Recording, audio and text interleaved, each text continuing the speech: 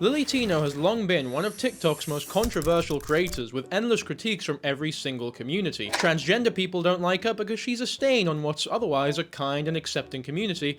Transphobic people don't like her because she's transgender, and everybody in between, including me by the way, hates her because she's a Hello everybody, it's me, your favorite David Diggs lookalike here, and today I'm wearing a blue shirt because some of you said that it would be a good idea. Someone also said that I'd look good in a wizard hat, so I bought one of them as well. There you go, that's lovely. I can't do the whole video like this though, and I also can't wear it properly because my hair sort of restricts me. I'll be honest though, some of you went a bit mad with the whole, like, me wearing what people recommend me to wear sort of thing, so I'm not sure if I'm going to continue it anymore, but leave a comment anyway. I always love reading them, it's like the best part of this job. Second to, you know, being able to pay rent. Thanks for that, by the way, again. Anyway, Habibis, today we're talking about Lily Contino, everybody's favorite. She's no one's favorite anything, let's be honest. Honestly, I reckon we just jump right in with what got her popular to begin with, right? We'll watch the video that made her such an infamous and contentious character. I'm sure you've all seen this specific video before, but it's very important for context, so we're gonna watch it anyway. So before we get into it, be sure to subscribe to the channel. As always, we're aiming for 100,000 by the end of the year, which I think is very achievable, which is mad to say now, by the way. I can't believe I'm actually saying that. So thank you all so much again for your support, but for now, let's get into the video. Looks like he's having a nice feast. She, her. Okay. Yeah, it's okay. It's all good. But it was not all good. Hi. I use she, her pronouns. I'm not sir. Oh. Yeah, like, it's like a knife in the heart. I did specifically ask ahead of time not to be called sir. Yeah, I'm just gonna go. Yeah, this is really it, by the way. This is how you become TikTok famous and have more money than most people will ever even dream of. Just go to a restaurant, be a victim, and everything will work out for you. See, this is the issue. It's because she's transgender, and it's because the topic surrounding this whole thing is so contentious, and a lot of people feel so passionately about it that a lot of people who feel strongly against her won't exactly speak out in fear of saying the wrong thing or being cancelled. So, you know what I'm gonna do? I'll preface right here. Everything I say from this point forward is said with good faith, right? If I say something ignorant or, unknowledgeable about the transgender community because I myself am not transgender, just know that I'm not saying it out of malice, right? And feel free to correct me or tell me that I'm being a bit of an arsehole, because I really am trying to come at this from a good place, and it doesn't seem as though she's trying to do the same thing. And this is viral, by the way, so it's very easy to understand why she would keep doing this sort of thing. This video itself has 40 million views, which is insane. And it might take a little while for those who have never heard of this woman to actually understand why she is so controversial, because so far in the video it doesn't seem as though anything too crazy has happened, right? Someone has used the incorrect pronouns when referring to a transgender person, and she has corrected them, right? There's nothing wrong with that, especially because the one who got the genders wrong was apologetic about it and, seems to try to rectify their actions. We do see a little smidge of why this goes south in the first clip that you just saw when she leaves the restaurant, which in my opinion is a little bit of an overreaction. I'm not sir. Yeah, like, it's like a knife in the heart. I did specifically ask ahead of time not to be called sir. Yeah, I'm just gonna go. I had to rewatch it because I needed to see if anything heinous enough actually happened for this to be a justifiable reaction. And at the end of the day, if she feels like she's uncomfortable enough to stay there and has to go, that's fine. But the fact that she's recording it and making it seem like such a big deal to the point where, because these businesses are public, right? She names the restaurant she's going to, and this could actively damage business, especially when with a TikTok page that gets 40 million views on videos like this. Even if only 10% of the people watching actually agree with her point of view, that's still close to 4 million people. And I don't really buy the excuse of, oh, I asked ahead of time to be called ma'am or not to be called sir, because these restaurants are very busy places. Like, sure, it's courteous and fine to send an email in advance saying, hi, I'm transgender, I'd appreciate it if you used the correct pronouns. But to then expect the entire restaurant and everybody who works there to know exactly how you want to be referred, and that you're the one who sent that specific email in when there's likely loads of employees there that just simply don't know. I don't know, it's definitely a little bit harsh, it's a bit tone deaf. Dare I say a little bit entitled. Okay, the Sweetwater starts at, yes, okay, sir? I'm so sorry, I apologize. It's just always like a knife. It always hurts, every single time. I was wondering if there's a manager I could talk to about something that happened. Yeah, I was called sir. Oh, okay. It just really sucks every time it happens. I don't need to be called ma'am. I just need to not be called sir. You know? I just feel like that's not true, though, because if you really didn't care that much, you wouldn't be reacting this way. You wouldn't be recording every single interaction that you ever have with service workers, and you wouldn't try to... we'll call it what it is, emotionally manipulate them with the knife to the heart stuff. In the last clip, you saw her publicly lambast the business, but that probably won't lead to, you know, anyone getting in trouble. But in this clip, she literally tries to get the worker who misgendered her in trouble. She calls the manager over and talks about how much her feelings were hurt by it. It's a little bit grim. Like, she is just bullying someone who's likely a minimum wage service worker, who was genuinely apologetic about getting the gender pronouns wrong. It's like, yeah, sometimes people fuck up. I've definitely fucked up. You know, I've got a transgender friend back in London called Chase. Big up Chase if you're watching this, who I've misgendered countless times. I'm not proud of it, but it's a thing that happens. Especially because I knew him for a long time before the transition actually started. And you know what he did when I accidentally call him she? He goes, and then I go, sorry, mate. And then we fucking move on. He doesn't call YouTube up like, hey, Dankyjabo misgendered me. Ban him from YouTube. Ban him off the platform. Get rid of his, you know, way of supporting his family. He doesn't deserve a job. His life deserves to be ruined. Tell him to go fuck himself. Did you call me sir? I just want to tell you that the person who gave me this called me sir. What? Called me sir. Oh. It's just like, it kind of just hurts a lot to get called sir. Oh, sorry about that. It's just so tasteless. It's so shitty, because all you're actually doing is attempting to remove someone's ability to make a living and support the people that they love the most in their life. That is what you're doing here. You're making a career out of attempting to ruin other people's careers. Hard-working people who just, you know, made a mistake that countless people make. Let's say that somebody you actually attempted to get fired does get fired. Do you think they're gonna go home and go, I've seen the light, I love transgender people, they're so great, and I'm really sorry that I did that? They're gonna go home and they're gonna think, that fucking trans prick got me fired from my job just because I called them the wrong pronouns once. I'm not saying that it's your responsibility as a transgender person to change everybody's opinion, but you do have a responsibility to be responsible with the huge platform that you have. Spread a bit of love, spread a bit of forgiveness, spread the mantra that it's okay if people fuck up as long as they're trying. Lily Contino is one of the most clear-cut examples of somebody who lives by their victim status. Thank you. I'm not a sir. Nothing like a good misgendering. It is a knife in the gut when I get called sir. I feel like I need to tell him.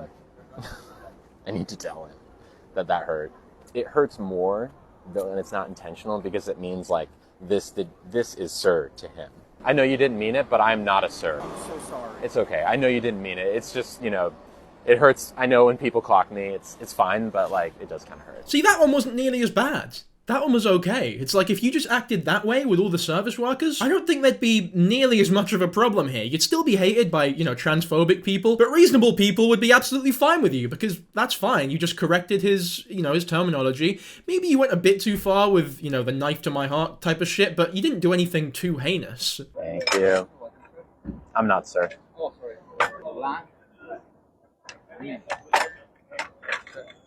Not sir. Not sir. The guy who dropped the food off, he called me sir twice in a row. Okay, I'll let him know that, and GM as well. Thank you, I appreciate that. I wonder if they are actually as crushed as they claim to be when somebody misgenders them, because it is what makes them famous. It is what has made them the most money in their life, ironically. I'm not accusing her of being happy when someone misgenders her, by the way. It's just an interesting question to bring up, because she does seem very insincere in a lot of the videos that we're about to bring up as well. One thing that I do genuinely think that she's ecstatic about is that she has, you know, power over people now. She can exert this victim status over people to control them in some way or another. Maybe she got bullied in school, and now that she has some level of power, she's foaming at the mouth for it. But the sad part is that she can only exert this power on people who are literally paid to be nice to her. And they are being nice to her most of the time as well. Like, they're so apologetic, it actually makes me honestly a little bit hopeful. It's like, wow, this older generation of people, because they do sound a bit older, are, you know, more accepting than a lot of us think. Then again, they are being paid to be nice to her, like I said before, so maybe they aren't actually, you know, as accepting as they seem. Like, it is very possible, and probable in some cases, that they go to the back room with all the other workers and go, You seen that fucking weird twat on that table trying to get us all in trouble? Like, we'll be nice to her for the business and stuff, but fuck me, she's annoying. Like, that is very possible, but we don't know, so speculating isn't gonna get us anywhere. But I think fundamentally the biggest problem that I have with this is that if it really was a knife to the heart, if this was real trauma, you wouldn't be posting it for TikTok likes and attention. Because nobody excitedly posts their trauma on the internet like, oh yes, I get to post this and make money from it. The majority of people who are going through real trauma won't post videos of themselves going through said trauma for 40 million people to potentially see. Do you not see how that might rub people the wrong way, Lily Contino? That's me rubbing myself the wrong way. I mean, when you boil everything down, she has genuinely just made a career out of bullying minimum wage workers. And the worst part about it all is that she's doing it in the name of trans rights. She is absolutely a stain in an otherwise kind and accepting community, and I think that's what's so damaging about it. You know that image that transphobes have in their heads of what all transgender people are like? Lily Tino is the physical manifestation of that image. And you know what's even worse? Is that she's completely unapologetic about everything. I'm not always the easiest customer. And also they deserve it because they're servers. I mean, to say that you're not an easy customer and that it doesn't matter because they're servers so they deserve it is just grossly entitled on every level. However, here's the full clip. I tipped $20 on top of that because I'm not always the easiest customer. And also they deserve it because they're servers and they're working hard in the rain. Now you're probably wondering, why have I included this in the video? I thought this was a snark video, a hate video on Lily Tino. And I feel like the people who, you know, came in with that mentality don't exactly know what this channel is or what I'm about. The point of this channel isn't for me to make hate videos on people. I'm trying to give a genuinely fair and concise, apt judgment on the topics that we talk about here. It's why I'm particularly happy with my Smart Schoolboy 9 stuff, because we're thinking critically about a lot of the things that are being said about the situation. It's important to give people credit where it's due and criticize them when they deserve it, and in this situation, it's grossly unfair that she has received criticism and hatred for a clip that was taken horrifically out of context. Like, this out of context clip has over 2 million views. I would feel like shit if something like that happened to me. It's not nice at all. That's not to say she's a good person or anything. This is a video about, you know, why she sucks. But I did want to dispel this clip for people who have seen it and didn't know the surrounding context. She isn't completely unapologetic. Everybody has redeeming factors, obviously. Trans girl eats at Disney. Little red wagon corn dog. See, this is what I mean by her living by her victim status, though. She has to mention that she's trans in every opportunity she gets. In every video that she possibly can, it starts with, trans girl does X and Y. She could go for a piss, and it would be called trans girl goes for a piss. She can mash some fucking potatoes up. Trans girl smashes potatoes. Trans girl claps when the plane lands. You get the idea. She's just doing normal things that TikTokers do, but adding the fact that she's trans in it because I guess that gets more engagement for whatever reason. Both because people hate trans people, and also because trans people want to be represented. She gets the best of both worlds. A trans woman at a restaurant? What is she eating? Oh, a shrimp cocktail? See, this is just more of what I was talking about. This is what I mean. If I was at a restaurant and I made a video, a mukbang, if we want to call it that, I personally wouldn't enter the video by going, oh my god, a cis man at a restaurant? I would just go, hey everyone, I'm at a restaurant. I didn't introduce this video by going, hey everyone, your favorite cis man here to bang another banger out, because it shouldn't be relevant. It shouldn't matter who you are or what you do. It should matter what you say and how you act. I guess it should matter what you do. It doesn't matter who you are. I fucked it there a bit. Will I do another take? No, I can't be bothered. I've also noticed that she has a bit of a lisp. No hate on that, you know, I do as well. So if anything, that makes me happy.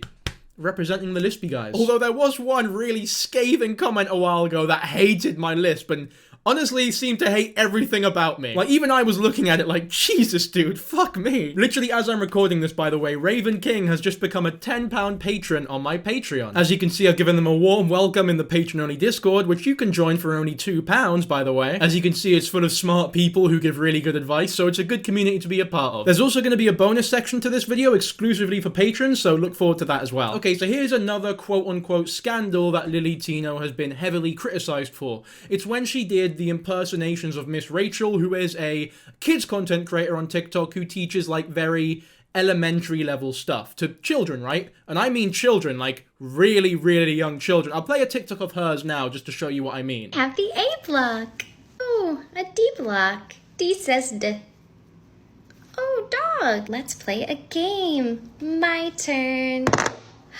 Clap.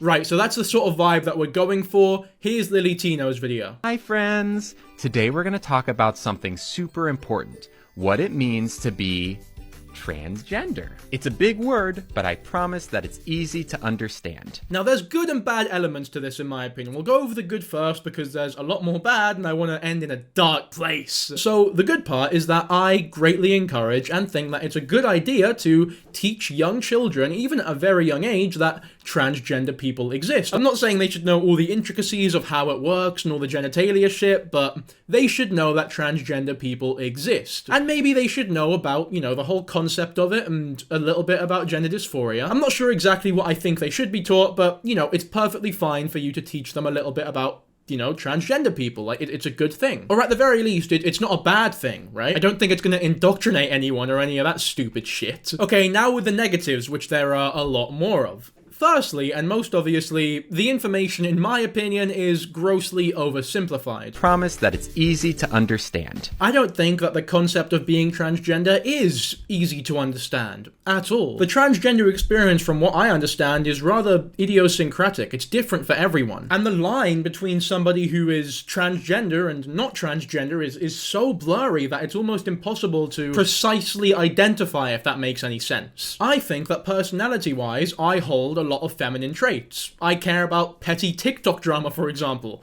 I don't know many straight male adults who can say the same thing. Now, let's say there's a biological man who feels as though they're a woman trapped in a man's body. Most people would categorize that as transgender, but nobody would categorize my feminine traits as me being transgender. So that means somewhere in between me and that person, there's a line, right? There's a line that defines what being transgender is, but defining exactly where that line is practically, in my opinion, impossible. Especially when you consider that that line is going to be different for everybody. The first thing I want you to do is close your eyes. Now think, do you feel like a boy, a girl, or a little bit of both? Do you have your answer? Great. Now I want you to imagine that everyone keeps telling you that you're something else, even though in your heart you know who you are. Wouldn't that make you sad inside? People who feel like this are transgender. This is where it gets a little bit panicky as well, because I don't think you should be diagnosing children who are the age that this seems to be aimed for with gender dysphoria. Especially when you're just a TikToker who probably has no psychological experience. I mean, you go to restaurants for a living, you're not a fucking psychologist. Kids should probably know how sex works first before they know about the intricacies of transgenderism. This simplistic idea of being transgender is something that permeates through her entire TikTok, by the way. When a kid tells you that they're transgender, believe them. A lot of people will say that it's impossible for a 4-year-old to know if they're trans or not, but actually that's not true. They can know, and here's why. From day one, gender is baked into everything we do. You either have a boy name or a girl name. Boy toys or girl toys, boy clothes or girl clothes. So from an early age, kids understand the difference between boy and girl, and more importantly, which one they're expected to be. So it makes sense that if what they feel inside is different than what they're expected to be, then they might feel uncomfortable, and they might want to talk about that discomfort. And we all know that kids are good at talking about how they feel. For example, mommy, I skinned my knee. Mommy, someone called me a name on the playground. Or even, mommy, I don't like wearing boy clothes. These are all similar feelings of discomfort that we can talk about to our parents. That's not to say that all kids will realize they're transgender when they're little. A lot don't. I didn't until I was 27, but I can't tell you how many people I've met that knew they were trans at 4 or 5 years old. So if there's a kid in your life who's telling you they're trans, please believe them. They know what they're talking about, and your support might save their life. Apologies for the clip being longer than usual, but it's important. Like, I really do think it's important. Because like I said before, to diagnose somebody that young, 4 or 5 years old, with gender dysmorphia is, in my opinion, a little bit ridiculous and potentially dangerous as well. These are kids who are going to change and grow mentally and physically for decades from here. This isn't like a 30-year-old who doesn't really change much from the age of 30 to 40. Someone who is 4 years old is going to be a completely different person every year for like 20 years. So who knows how they're going to think or what they think about themselves in a matter of months even. And by the way, something that a lot of people don't consider is that this uncertainty increases non-linearly with people who have learning difficulties, like autism, for example, which statistically, people with autism are a lot more likely to identify as transgender. There's just too many variables to be this certain about it at such a young age, and I think promoting it is irresponsible, especially when you're one of the biggest trans creators on the platform. You need to let them live out their childhoods. Give them a bit of time before you assert your very limited knowledge of gender dysphoria onto them. I don't know if what I'm saying right now is a popular opinion or not within the trans community or outside of it, but it's what I genuinely believe, at least at the minute. You know, I'm willing to change if I hear arguments, you know, against me that I believe to be credible. This is what I meant when I said that I hope you understand if I say something that you perceive to be ignorant or incorrect, it's coming from a good place. Like, I'm really not trying to be a dick here, so let me know. I really mean it. But let's just keep the discussion healthy. Yeah? Let's take our imaginary friend Theo, for example. One day you notice that Theo starts wearing girl clothes instead of boy clothes, and then they tell you that they want to be called Luna instead of Theo. This is so exciting for our friend Luna because they finally get to be their true self. And if you accidentally call Luna by their old name, make sure to say a big sorry and that you'll do better next time. We can only hope that Luna isn't as much of an entitled prick as you are and doesn't try to get me expelled from school when I accidentally misgender her and then give her a big fat sorry. Anyway, there's even more problems with this being a video aimed towards children, and that's that Lily Tino is not a children's creator at all. Like, at all. In fact, she has an OnlyFans that she promotes on her TikTok. Like, she posts various I hate to call them thirst traps, but I guess that's what she's trying to do. If I show you any of them, I'm gonna blur them heavily because I don't want to subject you to them. But she is an adult creator, right? She makes money doing sex work. I don't know about you, but if I was a parent, I wouldn't be very comfortable with my kid watching a TikTok channel with videos like this one that are on the same page as this one. The two don't belong on the same TikTok channel. Like, that's ridiculous for you to do that. And when you include the fact that she is a active OnlyFans creator as well, it's not like she used to be one. She is still doing sex work. It just becomes unacceptable in my opinion. Fancy seeing you here. I love posting my body and can't wait for you to see me cum. You'll see a lot of my boobs, booty, and girl dick, and lots of cum videos on main feed. No pay-per-view.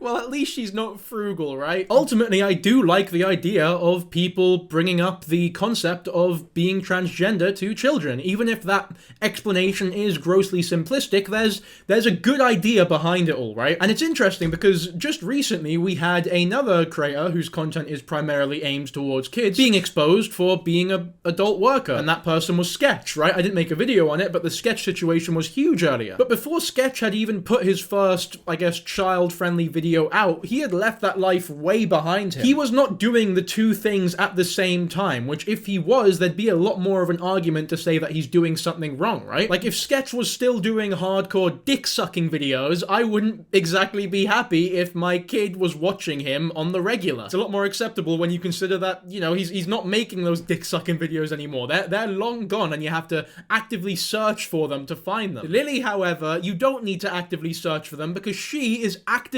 promoting those videos on the same page that she is trying to teach young children about the concept of being transgender. I'm sure I don't need to go on any longer than I already have. It's not acceptable. I'm sure you can understand what I'm saying here. Shit is fucking whack, yo. Speaking of being inappropriate around children, let's move on to the Disneyland saga. I'm gonna get banned from Disney. I swear, we're about to get banned from Disney. Last summer, I got my cake pops removed, and the plan up until recently was to get my marshmallow wand reconfigured into a marshmallow tunnel. Unfortunately, a few weeks ago, I noticed some hair regrowth on my marshmallow wand. That's bad because the outside of the wand is what becomes the inside of the tunnel. So I'm gonna stop you right there. We're not playing this whole TikTok. I'm sure you can see the issue here. I understand that being upfront about what Lily Tino is referring to here runs the risk of being shadow banned or just straight up being taken down, right? The video being taken down off of TikTok. I don't know if it would happen. I'm not too clued up on how allowed this kind of stuff is on that platform, but maybe that's the reason that she feels the need to do this. However, there is also the possibility that this is just rage bait because a lot of her account does seem like fucking rage bait. And if she wasn't in public, this would be a fine way of skirting around those rules that may or may not exist on TikTok. Even if they don't exist, it's a fine analogy to do as long as you're not in Disneyland around fucking children. Not to mention, once again, this is on the same account as the Miss Rachel impersonation videos. So kids are very likely to see this, right? She's not just exposing this fucking weird over-information imagery to the children in Disneyland, but also to the children who are going to watch the TikTok on TikTok. And I don't think it's too controversial for me to say that young children should not know this much about what being transgender is like. I mean, you literally acknowledge at the start of the video that you probably shouldn't be doing this. I'm gonna get banned from Disney. I swear we're about to get banned from Disney. And that just makes it worse, in my opinion, because you're self-aware about it. You're doing it even though you know it's wrong. You're also using very kiddie, childish food items to describe dicks and pussies. At its very core, it is just not very nice, is it? You fucking weirdo. Just do it at home. I mean, there'd still be an issue with you acting like a CBeebies presenter mere TikToks before this one, but there'd be a lot less wrong with it than doing it the way that you have decided to do it. And you know that. You clearly know that because you say it at the start of the video, so this is just rage bait. It's clearly rage bait in my opinion. Now, she did make an apology, but it's a live stream, so I can't exactly find the VOD. I'm gonna play a clip from the apology now, but just bear in mind that there is a video next to it of a girl doing eyeshadow makeup things for whatever reason, and also just a bloke who, I guess, is stitching it. So big up to that bloke. I'll credit you if I can find your username, because I don't want to just stick you in my video and not credit you, but I'll be responding to the apology myself. Apology is that I didn't make more. I can see how much of a nerve that video touched, more than I expected. Good start, Lily. I mean, this just plays into the whole idea of it being rage bait. I mean, to be fair, it probably would have been better for her career and fame to make more videos in Disneyland and piss more people off. I can see why she regrets not doing more of it. If I didn't make the follow-ups to Smart Schoolboy 9, I definitely would have regretted not doing so. The difference there is obviously that I'm not being weirdly inappropriate around children. Even if they were listening, you talking about cake pops and marshmallow wands. Like, you'd have to kind of know a little bit more to really understand what I was saying. But let's say you did understand what I was saying and you were listening, which no one was.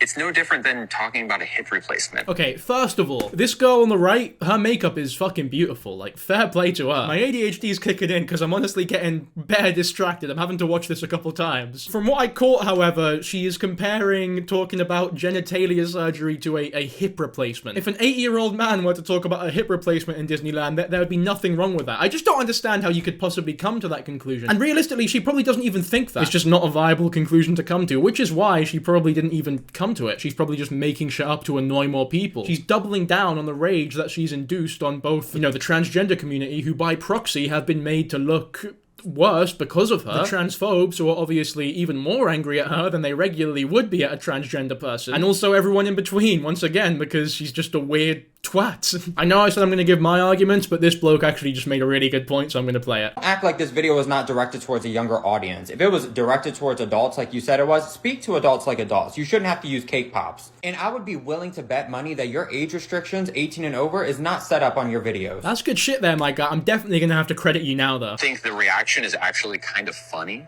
It's kind of funny. Disney was not the time and place I pinned. Well, it's a good thing you find it funny, Lily Tino, because nobody else does, because it's fucking grim. For you to sit back in your penthouse in your ivory towers, to look down on all the peasantry below you and go, haha, look at all those people getting angry at my shitty behavior whilst I rake in all the cash, is incredibly annoying to anybody who has actually worked a day in their life. No, it actually was, Andrea. Because I was in Disneyland and I wanted to talk about it. That makes it the time. This isn't about you, though. It's not as easy as, oh, I want to talk about my dick, so I'm going to do it right now. Imagine if I went to, like, church, for example, on a Sunday, the day of God, and all of a sudden, I feel this raging urge to just wank myself off, right? This incredible wave of horniness. Just because I might want to do it, it's not the time or place, is it? We all have those feelings, but every now and then you just have to hold off a little bit. When, you wait till you get home and then do whatever you want within those four walls that you own. It's not a very difficult concept to understand, really. Fuck me, that makeup really is cool, by the way. Fair play to her. Queer people are allowed to exist in Disneyland and talk about being queer. If you think that's a problem, then you have a problem. The problem is not people existing. The problem is the location you decided to film the video, the content of the video, and who the video was directed towards. That is the problem. And if you don't see that, I don't know what to tell you. But AJ's the bad guy. AJ's the one doing harm when I speak up about stuff like this. AJ's not a bad guy. Big up AJ. If you're watching this, AJ, you're a fucking legend because you spoke facts the entire video and you basically did my job for me whilst I could enjoy the show on the right of this TikTok. Like, look at that. That's gorgeous, isn't it? Buongiorno! This is my manicotti, and later this year a surgeon will turn it into a tortellini. How, you ask? Let me show you. Now, if I still had my meatballs, which I don't because I got them removed last summer. Those are some dry-ass fucking meatballs, by the way. I don't know. I can see why you complain so much about the restaurants you go to, by the way, because that is shocking. I wouldn't mind if you got the people at this restaurant fired, to be honest with you. But once again, it's like that beautiful boy AJ said. I'm willing to bet there's no 18+ restriction on this video. It's almost as though you want kids to watch it because it just boosts your engagement more. And as much as I don't know for a fact that kids might not be around you, I doubt that it would change whether or not you decided to film this video with your meat and 2 veg on the plate, or at least like a pantomime of it, I guess. I mean, you really could have tried a bit hard. The thing is, the meatballs are small, which I like. I don't like it when meatballs are too big, but if you're trying to represent a cook, like a good meaty cook, proportionally, those meatballs are tiny. There's just a lot of things wrong with this video. It's basically like the Disneyland one, but a bit of, you know, I guess to a lesser extent, because this Italian restaurant isn't explicitly for children. I know Disneyland isn't either, but there's gonna be a lot more children there than here. Today is the day of my bottom surgery consult. This surgery is going to take my cake pop stick, hollow it out, flip it inside out, and then put it inside. You're on a bus, woman! Like, imagine if she was doing this in London. This is what I love about Americans. They're just so accepting about whatever weird shit you decide to do. Like, good for you. Get the surgery. I'm happy for you. You're taking those steps, and I hope you feel better afterwards, but it's just odd for you to explain the whole process of your journey as a transgender woman in public places with kids around. I mean, you're on a fucking bus.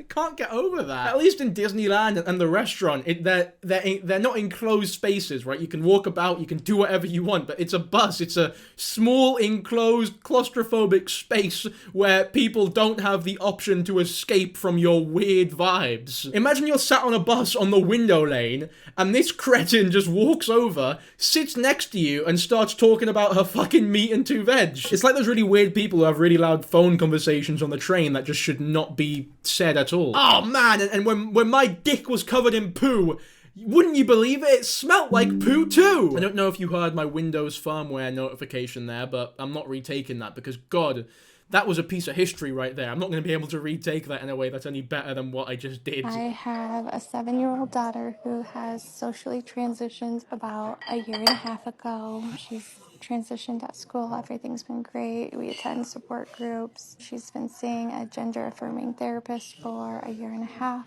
but she doesn't have anyone trans around her or knows anyone who is like her. And my question is, how can I find like a good role model who could show her like it's okay to be you? Where do you find other trans kids that your trans kid can be a friend with? If you're asking this question, other parents are asking this question, right? Probably the thing that helped me most was having other trans friends. Even if they're not necessarily like sitting down and being like, oh yes, another trans kid, like what is your experience? Like just playing on the playground and knowing that there's someone like them is like a life-changing thing.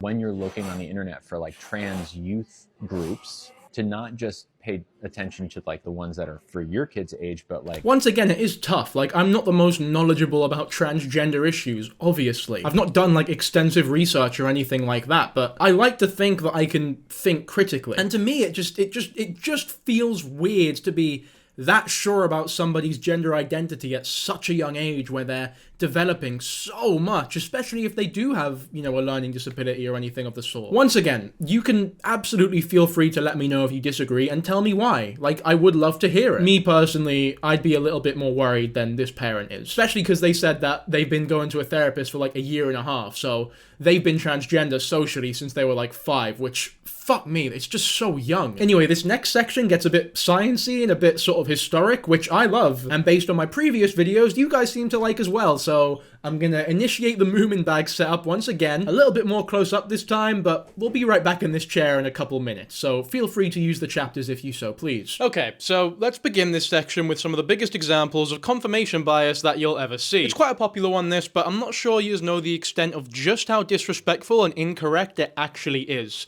Anyways, here's the video. I bet you didn't know that Kurt Cobain was probably trans. No, the fuck he wasn't, but let's hear her out. Do you know why she's so certain that grunge legend Kurt Cobain is, in fact, transgender? Here's why. First off, Kurt wore a lot of women's clothing. And when asked about this, they replied that they wore dresses all the time because they felt comfortable and free. Just look at Kurt in these pictures. They look so happy. And so I really didn't think I would need to be saying this, especially in response to someone who, in theory, should know a lot more about being transgender than I do. But wearing women's clothing, even feeling comfortable or free in it, doesn't automatically mean that someone is trans. Cross-dressing, particularly in countercultural or artistic circles, has been a form of rebellion, expression, and art for centuries. Historically, many male rock stars like David Bowie, Mike Jagger, and even Iggy Pop wore dresses or makeup, not because they identified as female or trans, but as a statement against rigid gender norms and societal expectations. If cross-dressing makes you trans, then half of the Rock and Roll Hall of Fame need an updated gender reveal party. In the case of Kurt Cobain specifically though, his statements about wearing dresses are consistent with this tradition of rejecting toxic masculinity and embracing androgyny. Cobain's gender expression challenged societal norms, but that does not inherently equate to him identifying as a different gender. Psychologically, it's also important to distinguish between gender nonconformity, which is expressing oneself outside traditional gender norms, and gender dysphoria, the discomfort or distress someone experiences when their gender identity doesn't align with their assigned sex. I would have thought Lily Contino would know about this difference because it's a pretty fucking obvious one that even the most transphobic prick could probably understand. Cobain's fashion choices must be viewed as part of his resistance to the commercialization and masculine stereotypes of rock.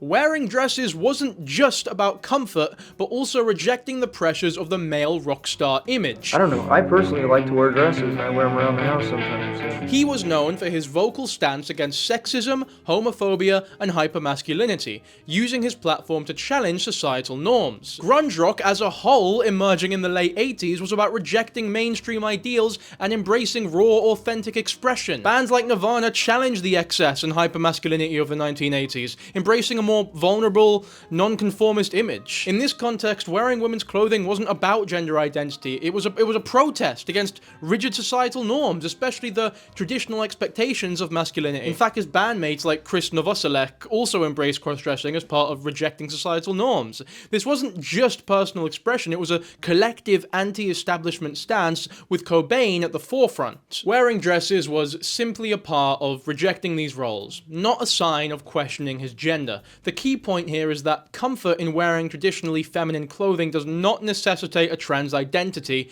and historically, many non-trans individuals have used such clothing to make social and political statements. Remember recently when Harry Styles put on a dress and the world went fucking crazy?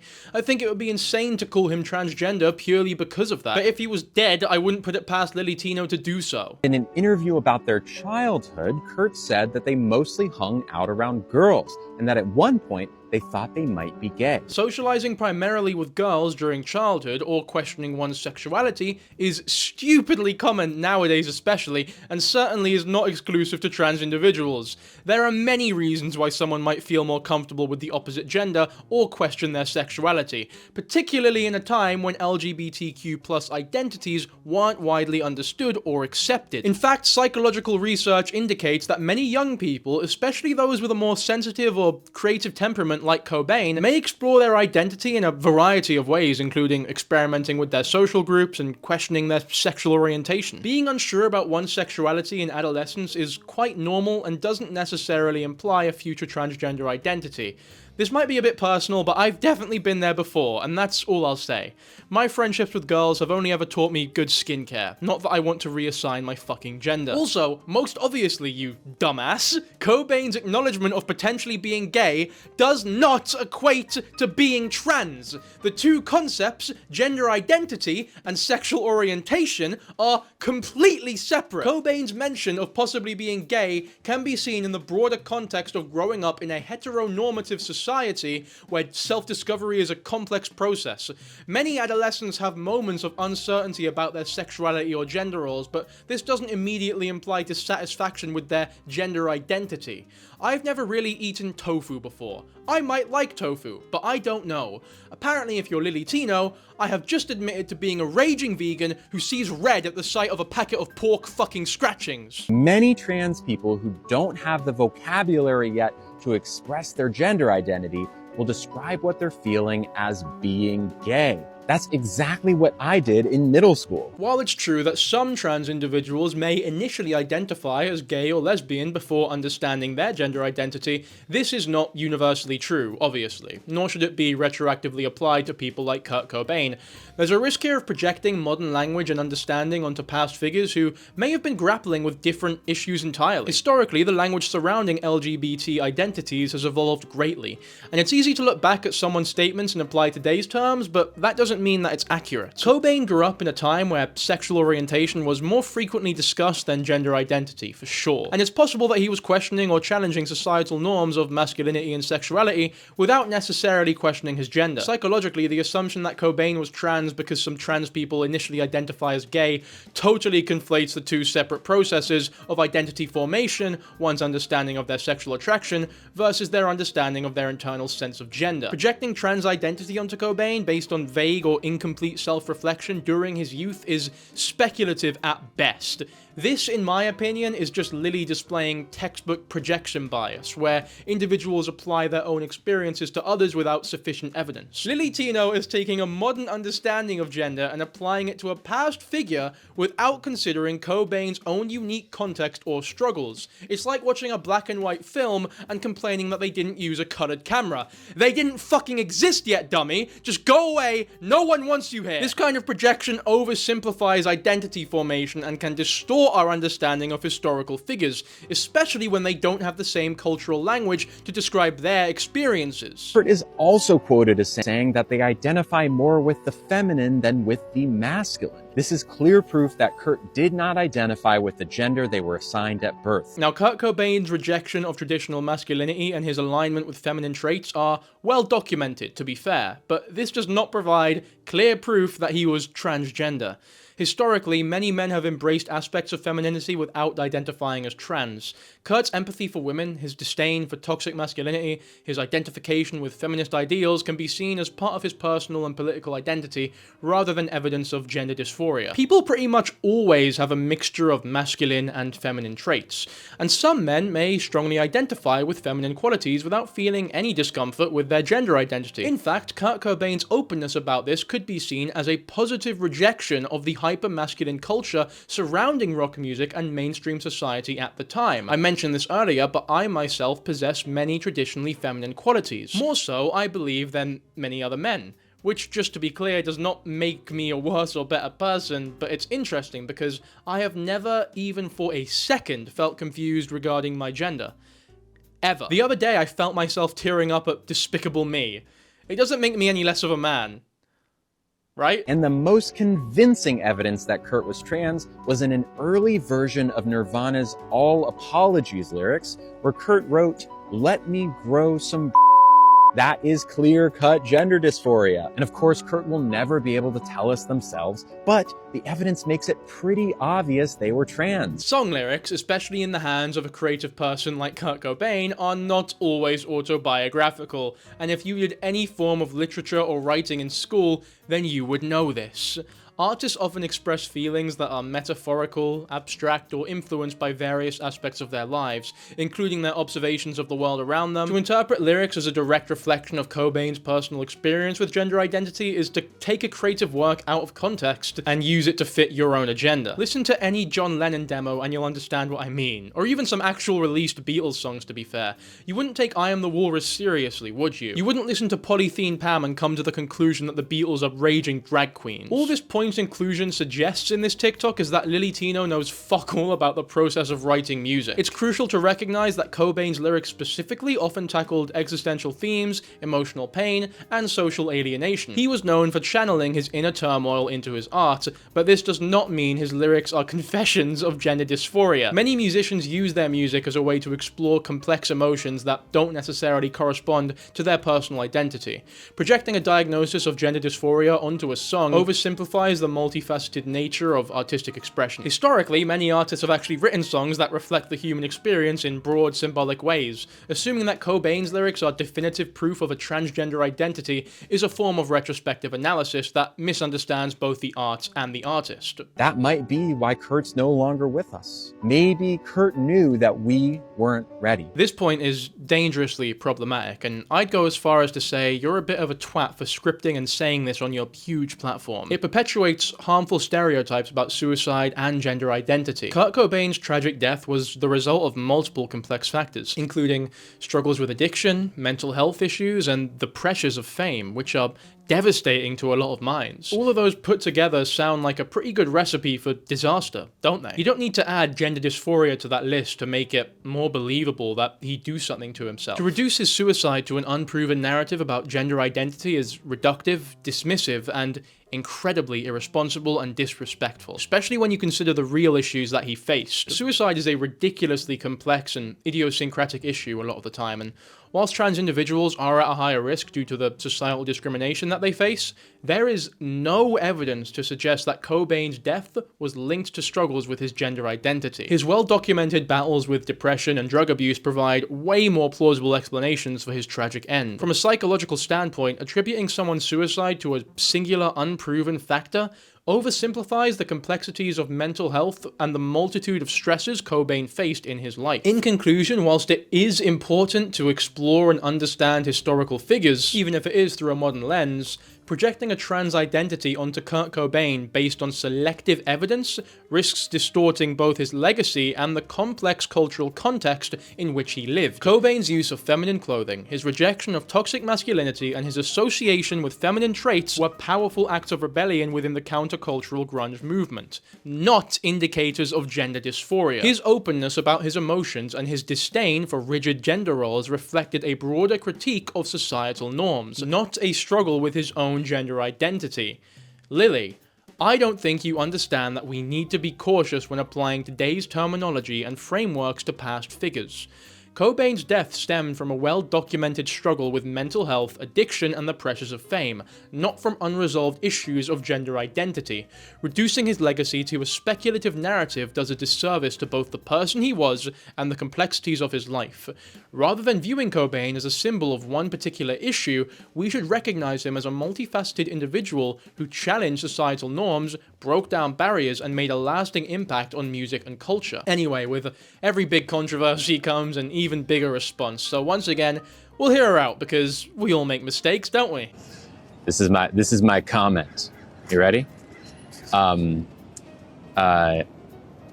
People are very upset about the Kurt Cobain video. I know.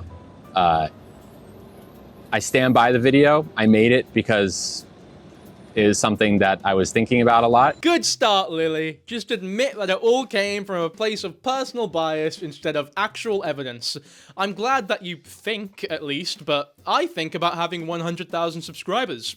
Doesn't mean that I have it quite yet.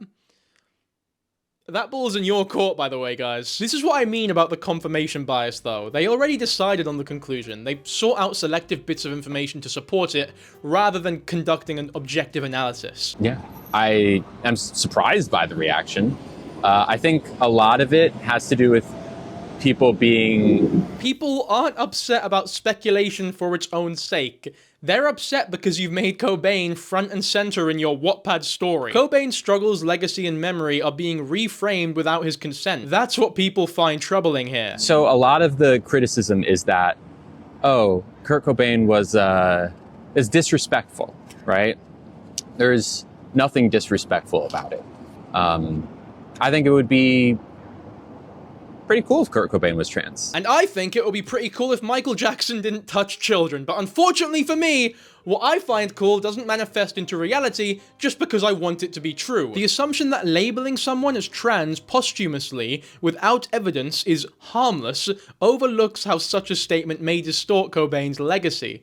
Speculative identity appropriation is deeply disrespectful when imposed on someone who can no longer clarify or defend themselves. It reduces Cobain's complex persona to a modern political lens for the sake of coolness, which is obviously not a valid justification for rewriting someone's entire fucking identity. Because, you know, we assume that people are cis every single day. There's nothing bad about that. Also, nothing bad about assuming people are trans. Nothing bad about assuming, Doesn't that negate the entire fucking thing that made you popular at all, Isn't your entire account predicated upon you being angry that people assume you are cisgender? It's disrespectful because Kurt Cobain was a real person who lived an actual life and has left an actual legacy. And you are now attempting to change that legacy to suit your agenda. If my dad died and a hugely influential TikToker was telling the world that he was trans when they realistically know fuck all about him, I'd be a bit pissed off. Kurt Cobain does have a child who is alive. He has family that is here on Earth that can watch these videos of you chatting shit. This is disrespectful. There's no two ways about it. I mean, you even imply that the reason Kurt Cobain killed himself is because he couldn't handle his trans identity. How can you not see why that's fucked up? There's really, a lot of people are attaching a value judgment to the idea of being trans when there isn't one. I think it's true that being trans should not carry a value judgment. That's not the core issue here, though. The critique isn't about Cobain potentially being trans as a negative concept. It's about the act of projecting identity onto someone without evidence, which distorts both his personal history and the broader cultural narratives.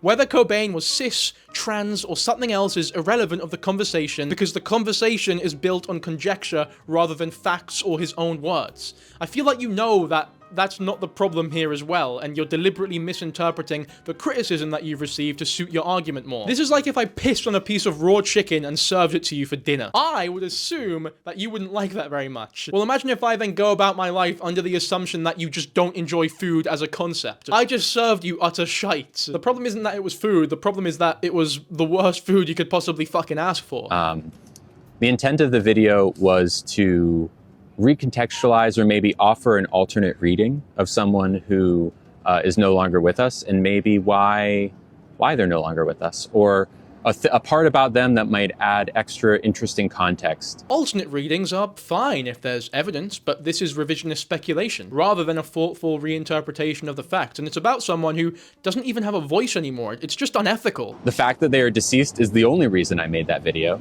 because it would not be respectful to speculate on a living person's gender, because then that can lead to like real life consequences of someone either getting outed or, you know, what have you. But Kurt Cobain's gone. They are no longer with us. It's not hurting anyone to speculate at all. You silly sausage, you.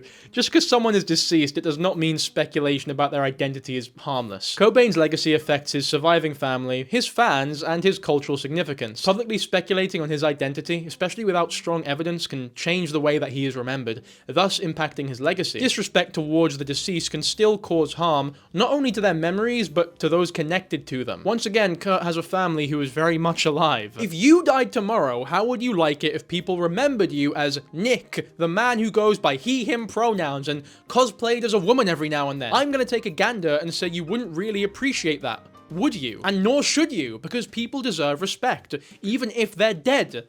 It's that simple. When Game Theory makes a video claiming that Sans is Ness or Five Nights at Freddy's is a dream, people may disagree, but it's okay. Anyone who's genuinely offended at something like that is a fucking loser, because nothing being theorized there is about real people. It doesn't really affect the world in any way. You catching my drift here? I know that seems a bit off topic, but what I'm trying to say is that Lily Contino has essentially made a poorly researched game theory video on a real human being that has an actual family. That's pretty disrespectful if you ask me. So, if you think that it's disrespectful, I'd ask you to look inside and say, why is it disrespectful? I don't want to look inside myself, you weirdo. This isn't the Lion King. It's not an X-ray.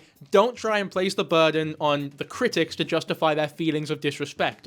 You are deflecting. The issue isn't with people finding it personally disrespectful. It's that imposing an unverified identity on a deceased person, especially a public figure like Cobain, is a form of appropriation. This is a common tactic to dismiss valid criticism without addressing the actual ethical concerns that have been raised in this situation. Would it be such a bad thing if Kurt were trans? Let's say I'm wrong. We'll say I'm wrong, okay? Let's say that Lily is wrong about Kurt Cobain. Okay, then what? Who's been hurt here? Nobody. This rhetorical question is the most blatant and transparent manipulation I possibly have ever seen. The criticism is not about whether it would be bad if Cobain were trans. It's about the lack of evidence and ethical concerns in retroactively assigning that identity. The bad part isn't about Cobain being trans. It's about assuming such an identity without any basis or consideration for historical context. You can't just sidestep what you're actually talking about in the video, and frankly, it's super insulting to imply that everyone who has a problem with it is a transphobe. Which, by the way, is exactly what is being implied here. Let's say I'm right. Then that offers another interesting layer of someone who was going through a struggle. Maybe adds an interesting layer of analysis that we can talk about with Kurt Cobain's work, or at least speculate on. Lily Tino, you, my friend, you are a deeply flawed individual. Adding an interesting layer through speculative reasoning without credible evidence is not a productive way to analyze someone's life. It's intellectually irresponsible to build layers of analysis on hypothetical scenarios. This mindset also risks leading people, in my opinion, to retroactively create narratives about other people that aren't grounded in fact. It's particularly problematic when those narratives are based on modern identity politics and imposed on someone who never had a chance to speak for themselves on the matter. No one's getting hurt in this. So, anyways, that's my comment on the video. As discussed earlier, this dismisses the legitimate concerns about posthumous speculation and legacy distortion. Public figures, even after death, are not immune to narrative manipulation. This statement also disregards the impact on Cobain's family, his daughter, and fans who may feel that Cobain's legacy is being misrepresented, but we've gone over that already. So, moreover, making assumptions about Cobain's identity can lead to further misconceptions about his life and struggles, which could obscure the very real mental health and social issues that he dealt with. I'm quite shocked by the reaction to the video, because even though I stand by the video, it's not like I came up with it. Hi, Steffi. I did not come up with it. It's been a theory that's been kicked around a lot. While you may not have originated the theory, I don't doubt that at all, that doesn't absolve you of responsibility for promoting it in the way that you did. Repeating a harmful or unfounded theory without evidence is still problematic, especially when you say it as matter-of-factly as you did. Just because a theory exists, it doesn't mean that it should be propagated without critical examination. The responsibility lies with the person who chooses to platform the idea. Take KSI and the whole Lunchley pish, that's topical, innit? You think KSI is the one who came up with that idea? Of course he didn't, but guess who's being blamed for platforming it? Could you imagine if he used the excuse of, "This wasn't my idea," to defend himself? He'd be embarrassing himself more than he currently is. And that's saying something, by the way. Anyway, guys, the fun doesn't stop there, because she also did this to Abraham Lincoln, who was apparently gay, because Lily Tino loves writing fan fiction about US presidents. Did you know that Abraham Lincoln was queer. This video is long enough as is, so I've made my breakdown of Lily's stupid gay Lincoln theory exclusive to patrons. So if you want to see me get mad at her idiocy more than I already have, then head over to the Patreon where I'm going to be releasing exclusive content like this more often, as well as to join the previously mentioned patron-only Discord. Appreciate yous all a lot, and there's obviously no obligation at all. There's still over 90 minutes of content here that's absolutely free, baby. Alright, let's move on. Anyways, let's stop talking about boring gay history and enter the realm of science. Now I know that might sound intimidating, but don't worry because we're only going to be going over the base level information that everybody can agree on, like biological men unable to undergo pregnancies. That's a silly one I made up, you know, obvious stuff like that I'm sure everyone can understand, right? Right? Right? Trans women getting pregnant is not as far off as you'd think. In the past 10 years, 50 babies have been born from a uterus transplant. How this works is a person with a damaged or missing uterus gets a new uterus. Then they get pregnant, then they give birth to a child via C-section. The implanted uterus is then removed so that the person doesn't need to be on anti-rejection meds for the rest of their life. She's lying by omission here, and I say that because it's so important to specify that these uterus transplants have only been conducted on cisgender women who were born with female anatomy, but experienced infertility due to uterine issues. These procedures are still highly experimental and involve significant risks, even for cis women who have the biological infrastructure to support pregnancy. And being trans certainly won't lower that risk, it'll only be more dangerous. The leap from uterine transplants in cis women to the suggestion that trans women might also be able to carry pregnancies lacks scientific basis. So much scientific basis. The fundamental biological differences between cis women and trans women, particularly in terms of anatomy and hormonal systems, present serious challenges that the current medical research does not address, which we'll talk more about in a second. So far, these implants have only been attempted on cis women, but there's nothing that says it couldn't work on a trans woman. After all, my hormone levels are pretty similar to a cisgender woman, so why not? This claim is misleading. Whilst hormone replacement therapy, HRT, can bring hormone levels in trans women closer to that of a cis woman, does not change the underlying biological structures necessary for pregnancy. HRT cannot create the complex hormonal environment needed to support pregnancy, such as the intricate balance between estrogen, progesterone, and other reproductive hormones naturally produced by cis women. The hormone levels of trans women are artificially regulated through medication, which does not equate to the naturally occurring reproductive cycle that cis women experience. This makes pregnancy in trans women significantly more complicated than in cis women, even with a transplanted uterus. The main thing in the way is that the science is new, so there aren't enough surgeons out there to do the testing. So it's less about if we can do it and more about when we can do it. I'm sure you can all immediately understand that this is an oversimplification of the scientific and medical challenges involved. It's not just a matter of the procedure being new or a lack of surgeons, it's about the immense biological and medical obstacles that would need to be overcome. The current uterus transplant procedures rely on a cis woman's existing hormonal system, pelvis structure, and other biological factors that support pregnancy. Trans women do not have these structures such as ovaries, a functional cervix, or a natural hormonal cycle that are crucial for pregnancy. If we were looking to bake a flourless cake, the issue wouldn't be that there isn't enough bakers in the world. The issue would be that there's no fucking flour. Furthermore, even in cis women, uterus transplants are far from routine. They require significant immunosuppressive medications to prevent the body from rejecting the uterus. And pregnancies must be delivered via C-section because the transplanted uterus lacks the necessary connection to the rest of the reproductive system. The assumption that the only issue is waiting for more testing is misleading and downplays the complexity of the procedure. Imagine a trans woman using her own DNA along with her partner's egg to create life. Wouldn't that be incredible? Yeah, it would be. Too bad it's impossible. Firstly, trans women do not produce eggs or sperm, which for those who don't know, are kind of the things that you need to make a baby. The idea of using a trans woman's DNA to create life with a partner's egg is not currently possible with today's medical technology. Even in advanced fertility treatments, a trans woman's DNA would not provide the genetic material needed to combine with an egg for conception. DNA used in reproductive processes comes from either eggs or sperm, and currently there is no technology to use other types of DNA for reproductive purposes. This suggestion confuses genetic possibilities with science fiction, and spreads misinformation about the realities of reproductive technology. Some researchers think it's already possible and that it'll be attempted in the next year or two. Could you perhaps name one of these some researchers? I went looking and I couldn't find anything, so I'd appreciate it. Maybe they can tell me about how 1 + 1 is 3 whilst we're at it. The current purpose of uterus transplants remains on helping cis women with uterine infertility, and even this is a highly experimental field. Expanding this procedure to trans women who lack the necessary biological structures for pregnancy would require significant advances in medical science that just aren't on the horizon,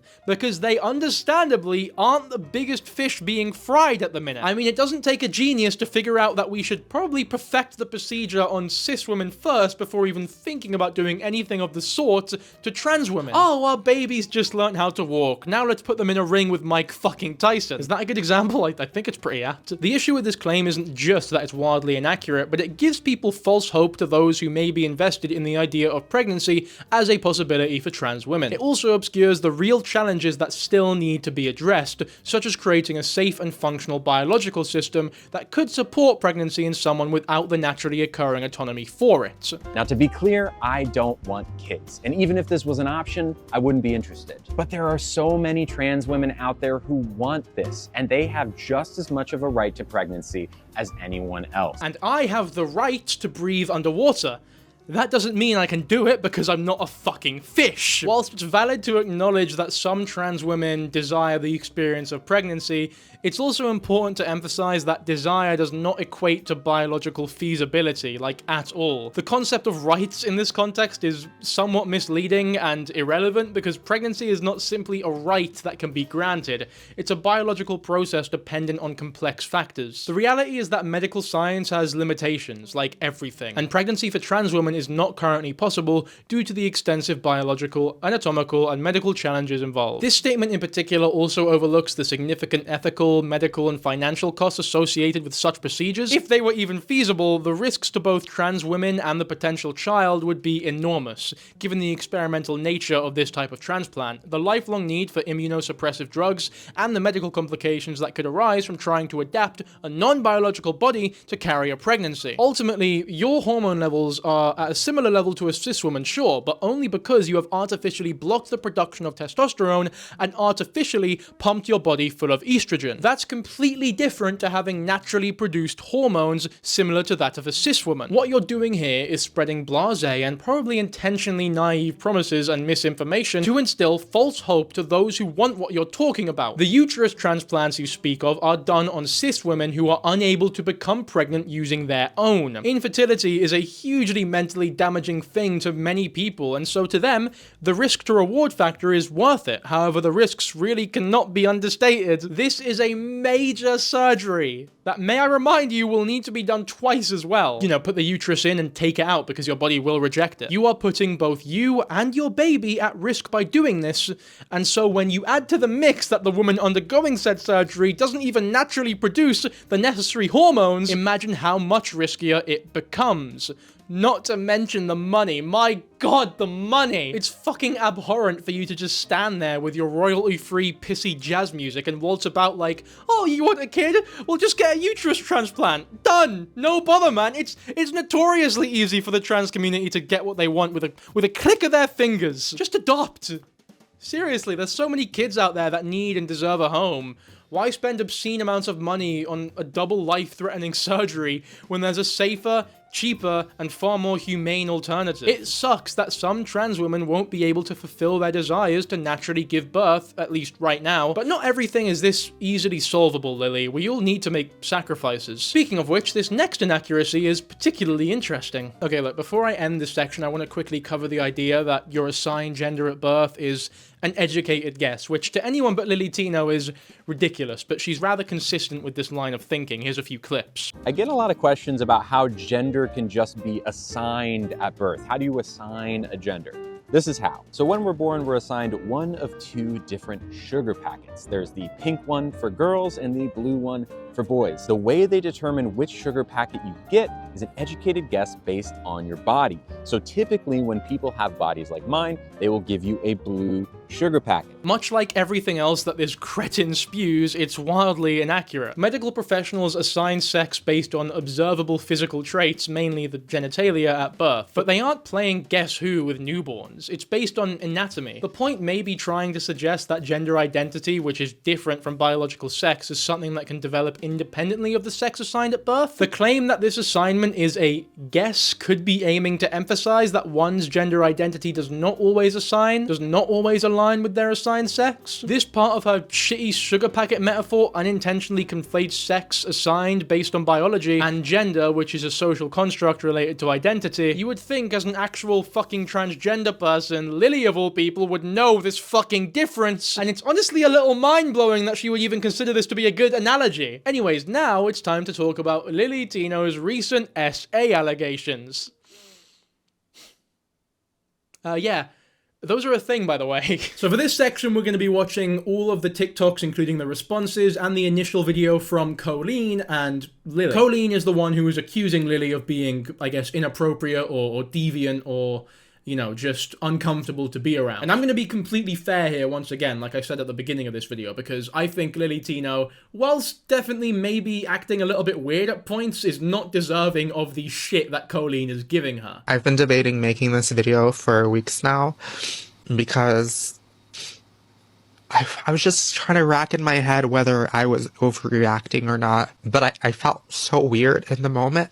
And I still feel really weird about it. And if I could save one person who may be a victim in the future, that'd be great with me. See, that's pretty powerful fucking language right off the bat. If I can save one person who may be a victim, that's alright with me. So just bear in mind how, I guess, offensive or aggressive she's being here. Because it will be important later, because we're expecting a huge accusation to come after this. If she hits us with some dumb shit like, oh, she misgendered me accidentally, even though Lily thinks that that's a credible means to ruin someone's career over, it wouldn't exactly be a proportionate response to the intro that she's laid out here. Lily Tino tried to coerce me into having sex with her using her status as a trans influencer with my wife sitting right next to me. I was first introduced to Lily by my wife, who was a member of her Discord server, and she would always tell me about all the hate Lily would get. Okay, so that sounds pretty bad. It's not like the biggest accusation in the world, but it's not,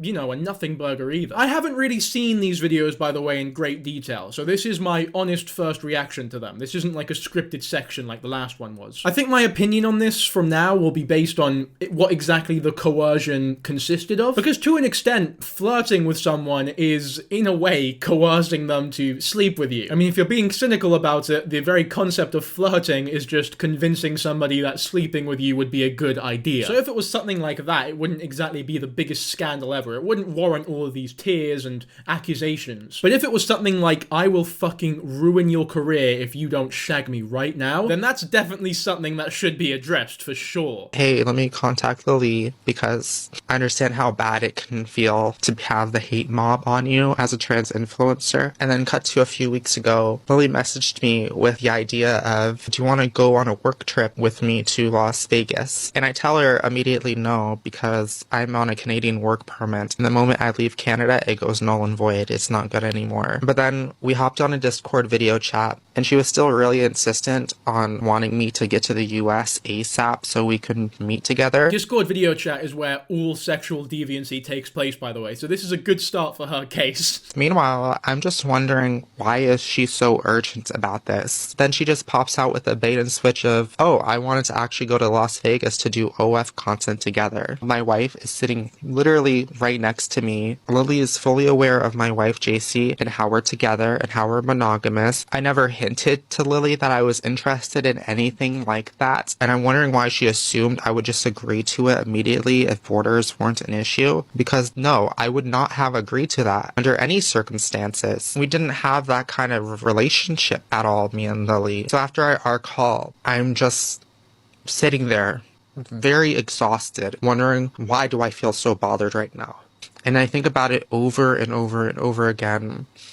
And I asked JC, did Lily just sexually harass me is like, I don't know, like... No, she fucking didn't sexually harass you. If she was constantly pestering you afterwards, like, why not? Let's do it, man. It's gonna be fun. Let's do it. Then yeah, maybe that would constitute sexual harassment. But fuck me, this is a little bit overdramatic, isn't it? I mean, it is a little bit weird. Don't get me wrong. That is a little bit weird, especially because she invited you to LA first without specifying what exactly she wanted to do work-wise. But at the end of the day, she asked someone to have sex with them. It's something that people do a lot. This is something that people do a lot, and if you know how to accept rejection, it really isn't the biggest deal in the world, especially because they're both OnlyFans creators, so it does sort of fit into that category of work. It's like if you had a coworker and they just randomly ask this to you. That's how it feels. It's very inappropriate. I don't think that's a fair comparison at all, because if you have a coworker in like an office job and someone asks to have sex with you without knowing you very much, then yeah, that would be weird. That would be fucked up, especially depending on, you know, how they go about it. But you have to remember, you're both sex workers. So the analogy of you being co-workers is a lot different here because of the line of work that you're in. In the pornography industry, if someone asks another person if they want to shag them for a video, I don't know, it wouldn't be the biggest scandal ever, would it? It just sort of sounds like how the industry functions. I don't know why you're acting so prim and proper when you have an OnlyFans yourself. There's nothing wrong with having an OnlyFans, by the way, but there is something wrong with this level of overreaction given all of the circumstances surrounding it. But the thing is, collabs usually don't work this way. There's always a mutual respect there, and they both already know before the pitch even happens that both parties are even open to a collab. I never did a collab with another trans influencer, so I don't know why she would even get that idea. But for me, this just feels like Lily does not know boundaries at all.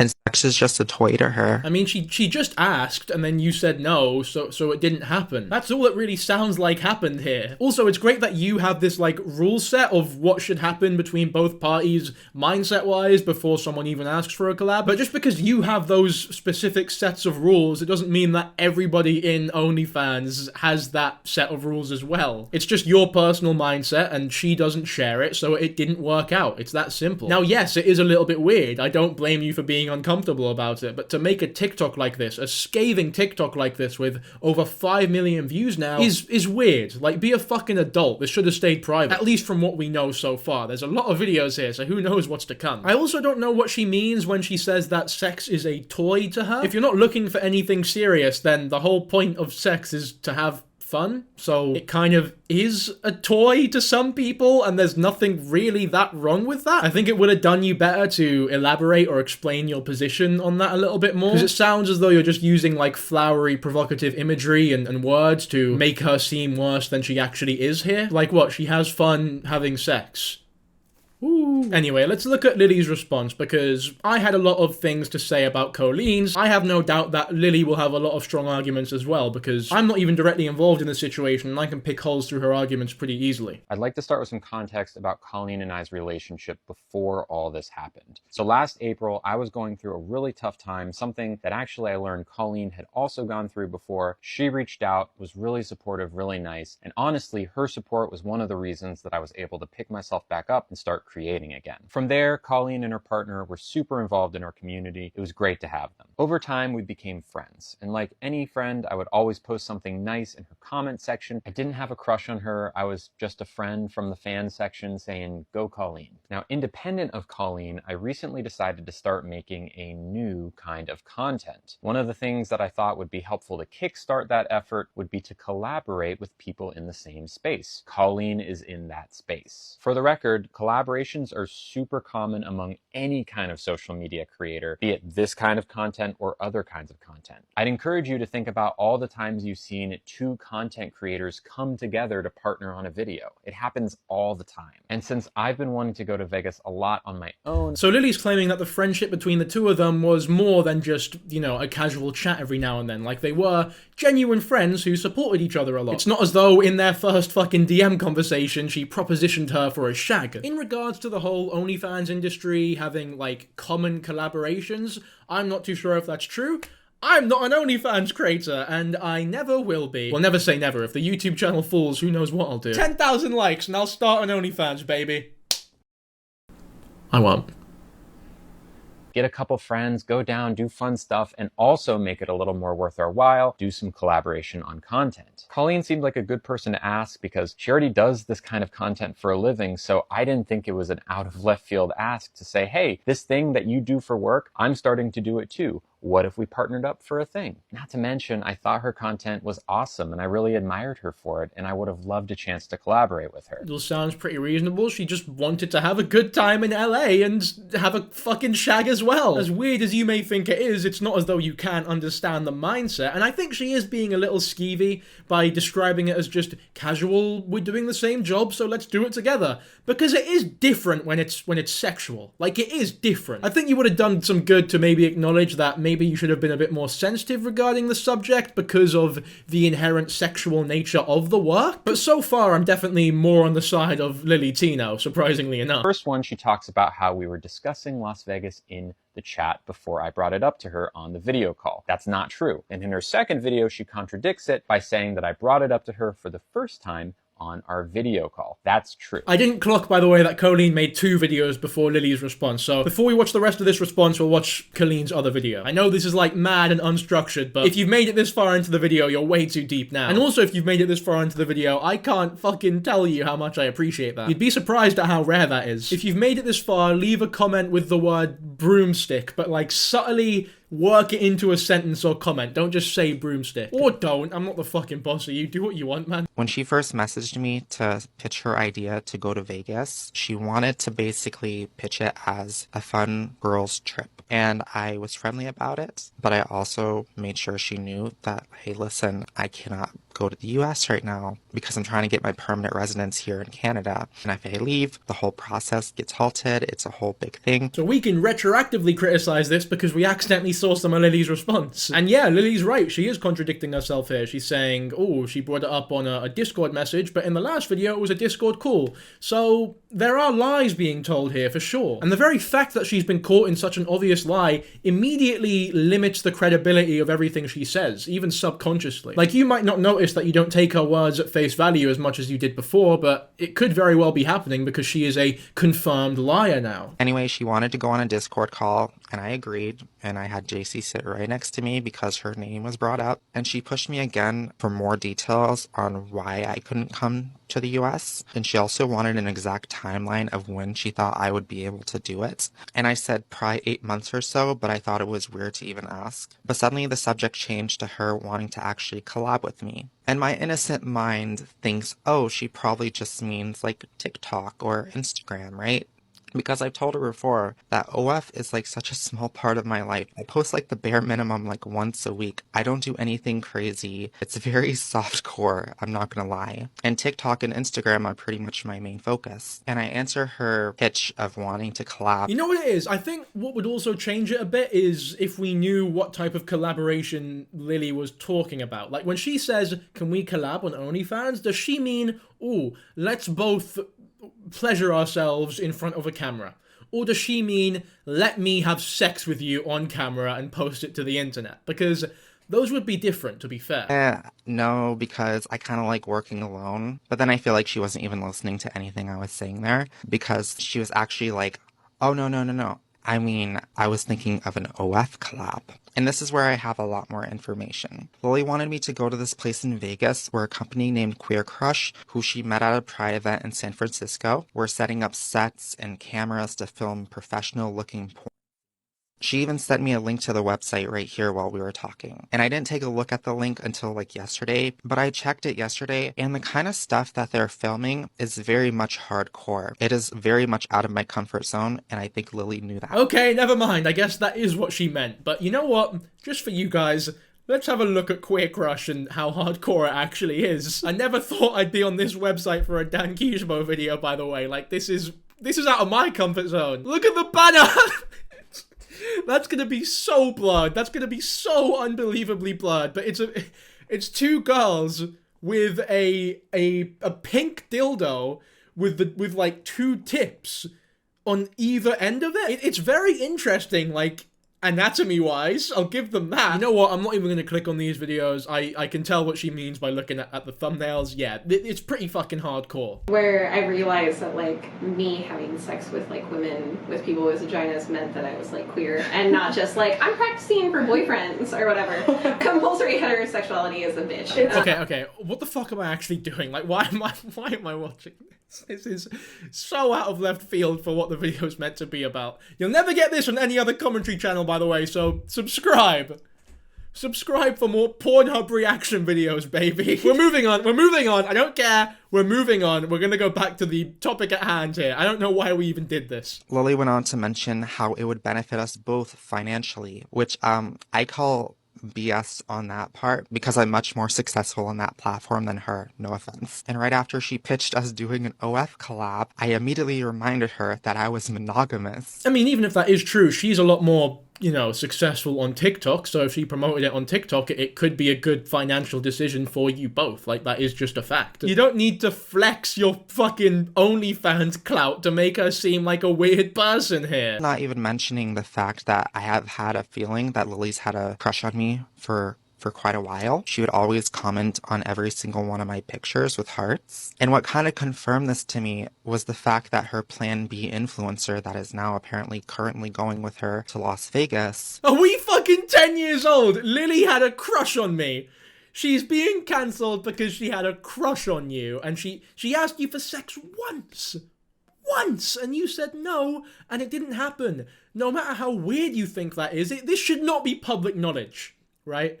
I'm not denying that it's weird. I'm not denying that maybe Lily Tino is a bit of a skeevy, sleazy person for suggesting something like that. But at the end of it all, none of this should be public knowledge. This is just too much information for the internet to know. And you weren't sexually harassed either. I'm sorry to tell you that, lady. And what kind of confirmed this to me was the fact that her Plan B influencer that is now apparently currently going with her to Las Vegas, Lily has told us in Discord plenty of times that she's had a crush on her and that she used to subscribe to her OnlyFans before they even started talking. And now she's suddenly going to Vegas, which is interesting because Lily reached out to her and now she's invited her to do this thing with her. I know she's probably going to just brush this off like she didn't do anything wrong, but it felt so wrong because I met her and I talked to her. So what you're saying is that Lily had a crush on someone, asked them for a shag, and then they said yes, and then the two consenting adults are gonna, you know, collab on OnlyFans. That sounds pretty fucking epic to me.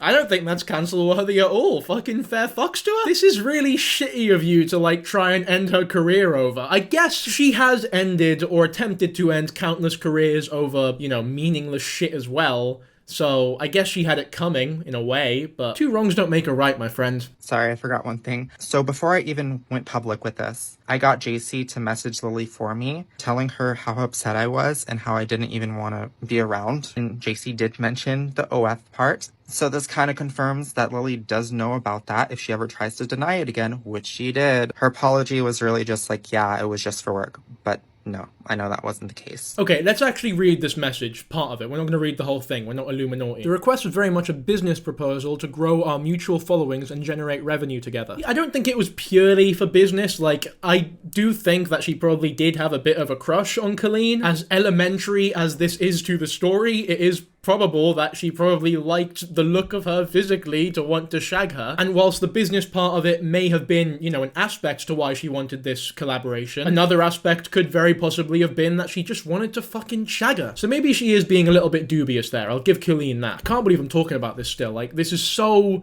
TMI. I've said this already so many times, but it just shouldn't be public. That's the biggest issue here. Alright, we can go back to Lily's response now. On that video call, I said, hey, wouldn't it be cool if you, me, and your partner, and by the way, her partner was there for this. It was all three of us. I said, wouldn't it be cool if me, you, and your partner had a fun trip to Las Vegas? We'll do the Sphere. I want to go to a Mega Mart, maybe see a couple shows. It'll be super fun. And while we're there, it would be cool for us to film some content because ultimately I'm starting to make more content. I like your content. It would be cool for us to partner. Colleen immediately said, actually, I'm monogamous. Now, to be clear, as soon as she said no, I said, okay, no problem, and we moved on. Colleen in her videos has made it out to be like I dragged it on, like I was pushing her and pulling her and trying to get her to do this collaboration, when in reality, all I said was, okay, no problem.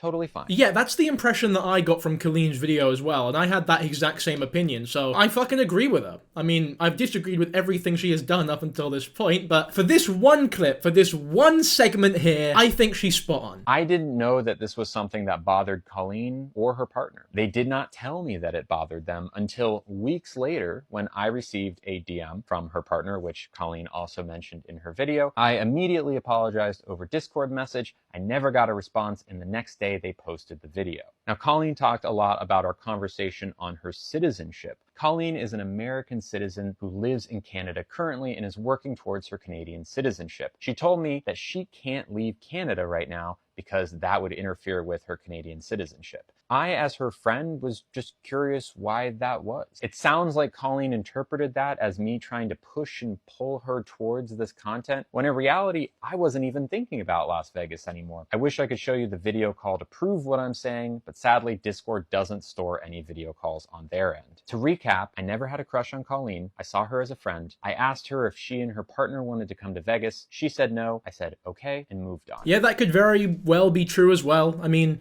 what she was saying could also be true. This is just one word against another word, so who knows, but either way, it's not that big of a deal. This whole situation is something out of nothing. That's probably the thing that Lily Tino has said that I agree with more than anything she has ever said ever.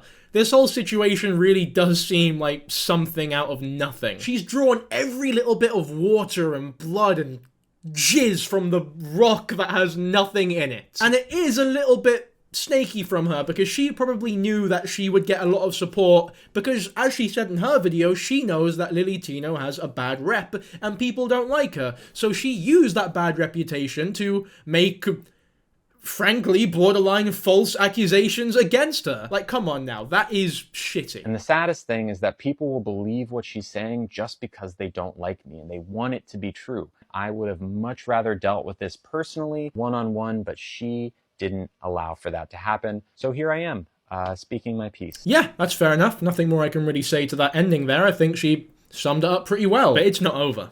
And I'm sure you know that, because Colleen came back with a response. Let's hope this response isn't as bad as the other Colleen. I wanted this to be over 3 weeks ago. Sorry for pausing it so quickly, but I just have to say this. You don't want this to be over. You did not want this to be over 3 weeks ago. If you didn't want this to be a big thing, you wouldn't have made the fucking video to begin with. Because you have genuinely just made something out of nothing. You've made a big deal out of a situation where realistically, fuck all has happened. You've done this all, I don't know why you've done this all, but it seems as though you've done it all for attention. So, to say that you wanted this whole thing to blow over is either false, or you've realized you've got yourself in deep shit because of the mistakes that you made, and now you want to backtrack. I'm not even going to address the fact that Lily said that I recorded Cassie without her permission, because Cassie's going to come out with her own video saying completely otherwise. She completely lied about that, and most of Lily's video was just talking about how Cassie was coming on very strong or whatever bullshit. So you say you're not going to bring up Cassie or address that whole thing, but then half of this video is you talking about Cassie. The video's a minute long and 30 seconds of it is actually about Cassie, so... Oh god, I mean, I really want to support you, love, but it's very difficult not to hate yous both. And lastly, she called me racist.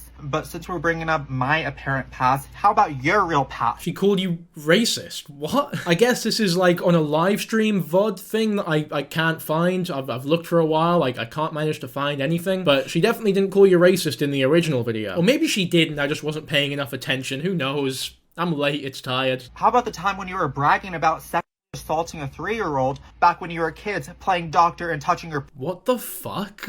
What? Alright, let's read this post. When I was 3, I'm a guy, my other 3-year-old friend, girl, and I would play doctor.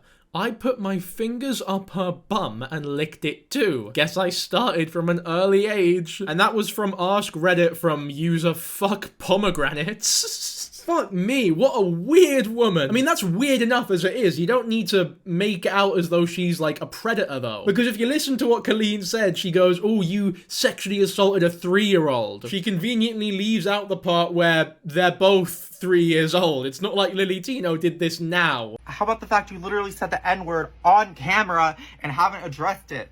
Or how about the fact you defended blackface? It's funny. Geez, lighten up, guys. And then that's the picture of Nutella on her face. That's pretty bad, to be fair. But this was 12 years ago. Like, you've looked back that far. You've tried to find every piece of dirt that you could on her. And one of the biggest pieces of evidence you could get to ruin her career was a somewhat inappropriate comment on Reddit 12 years ago. You don't have the strongest case here, Colleen, like at all. You seem very angry that you've been fucked over, you've been bamboozled. Your whole empire has come crushing down because of your shit allegations that are completely unfounded. You just weren't prepared for people to actually disagree with you and think critically about the situation, and now you're resentful because of it and shouting on a TikTok. What the fuck? I don't know how this person is just this fucked in the head. Honestly, you are a huge piece of shit using people's insecurities, sexually harassing people. You are a predator. God damn. Fuck me. Colleen, you need to calm down. I mean, you had something of a case before. People were believing you, but you've lost your rag here. It's not okay to treat people like this or to act this way on the internet about another creator. This is unacceptable. And I think you should take a break from the internet. Genuinely. Just, touch some grass. She did mention here about Lily Tino saying the N-word though, so let's have a look at that clip. Nugget.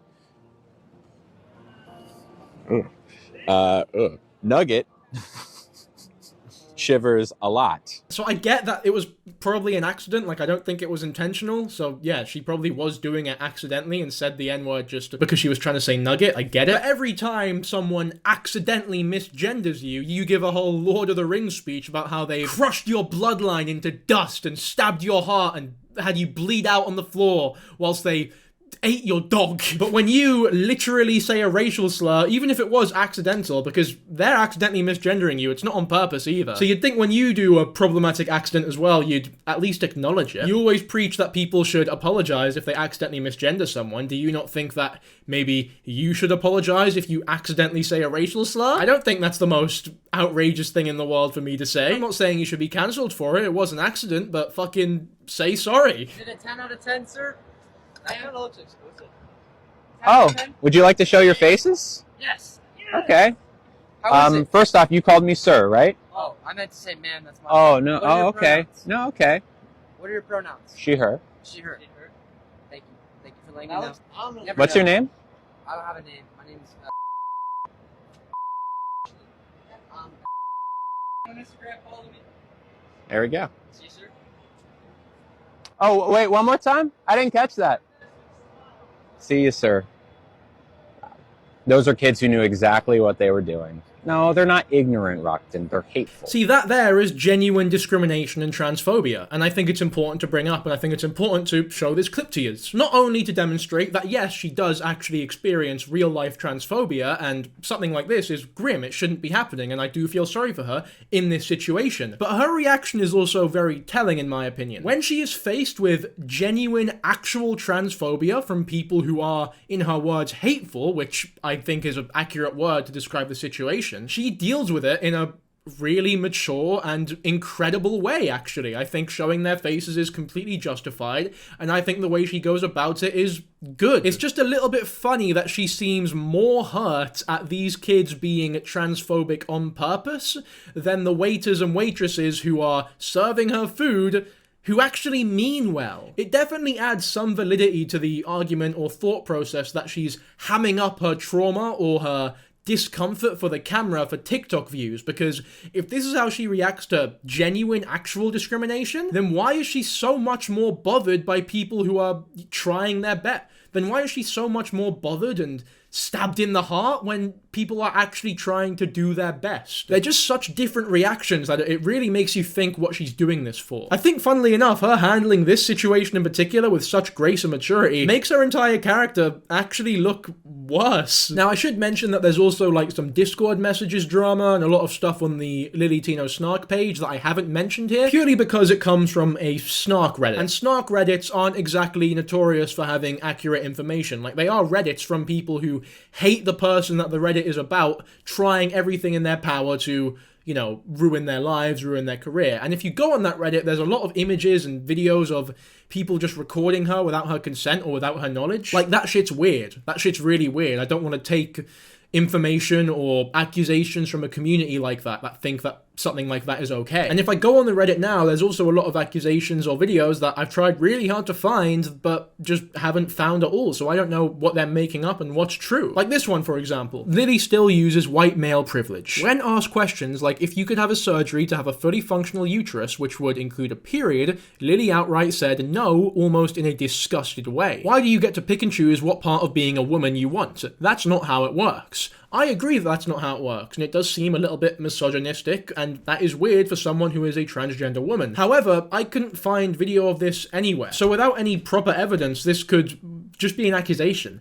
The only reason I bring this up is because inevitably I will get comments talking about how great this snark page is and how much more great information is on it against Lily Contino, and I just wanted to address that now because I'm not really a fan of pages like this. See, here's another one, for example. When Lily Contino says that you shouldn't disclose being trans to your partner or lover, do not do this. This is life and death. Lily Contino's shit advice is going to get someone killed. It's like, once again, yeah, I think that's true, but I can't find video of her saying that you should do that anywhere. And considering just how hateful this Reddit page is, it wouldn't surprise me if they are just making it up. It also wouldn't surprise me if they're not making it up, because Lily Contino is a fucking idiot sometimes, so it's very likely that she did say something like that, but without any definitive proof, I wouldn't exactly be comfortable making that accusation. I feel like I've been too positive or defensive of Lily for the past few minutes, so to conclude this video, I'm going to outline the problems that I have with her that I haven't mentioned already. I feel as though, in a weird roundabout way, Lily Contino is actually pandering to the right-wing transphobes. I think in a weird way, Lily Contino is actually pandering to transphobes. I'll explain what I mean by this, but it'll take a second. She acts like a complete twat in public, like she is awful. She harasses minimum wage workers, and she spreads false information about historical figures and tries to fuck over their legacy without any thought of what exactly she's doing or why it's harmful. She seems extremely selfish and entitled, right? We've just watched a whole video on her, so you know the problems with her by now. But behind it all, she feels safe and protected and able to do all of this because she is transgender. She feels as though socially, because she's transgender, anybody who criticizes her could be hit with a flood of transphobe comments. People saying, you don't like her because she's transgender, and that's it. And I think it's fucking grim and disgusting to use gender dysphoria almost as a shield to protect you from genuine criticism. That's not me saying that she has claimed to have gender dysphoria or gone through this transition for that protection. I think it's a lot more likely that she is genuinely transgender, but feels that this is like a positive side effect, a positive bonus to her social protection as a transgender woman. And she also plays up to the fact that the mere concept of trans activism makes some people angry. She's encouraging the hatred of trans people and the trans community because by making people angry and doing all this rage bait, it gives her the fame that she needs and therefore the money that she needs. And this is evident because no one likes her. Not kids, not transgender people, not transphobes. She's pissing everybody off. And I also think that people give her too much credit sometimes. Some people think that she's unaware of how much she pisses off the transgender community. And if she knew how much of a stain she was creating on her own community, she would feel bad about it and want to make amends. People think this in good faith because it's what people want to think. You know, regular fucking people that would do exactly that. Because me and you, assuming you're a regular person, are people who feel bad when they hurt their friends' feelings. But Lily Contino is not a regular fucking person. She's an arsehole. You really think she's gonna withdraw the 10 grand that she made this month on all her platforms because she upsets the trans community? Of course not! Not only is she aware that she's damaging the trans community, encouraging transphobes to stick with their discriminatory dispositions, and thereby literally pushing discrimination towards trans people more so than it already is. Not only is she aware of that, but she likes it. She wants it. It's her fucking brand. It's the entire thing that her career is predicated upon. It's something that she has built precariously over years at this point. And I think it's just such a strange and sad, awful situation. I think it would be better for everyone if this account was not on TikTok. I think that's about all I have to say about this situation though, and Lily Contino. I know this was a really long one, so I really appreciate you if you stuck to the end. And I also really appreciate all of my wonderful patrons who are on screen right now. Once again, the Patreon is only £2. You can join the Patreon-only Discord for it. It's fun there. We have chats regularly, like I'm on voice chat a lot. So head over there if you want to support me and the channel that little extra bit more, especially if you enjoy the content. But aside from that, I think we're done here. So as always, be sure to like, subscribe, all that good shit, you know what I'm talking about. For now though, I'll catch you all in the next video. Bye.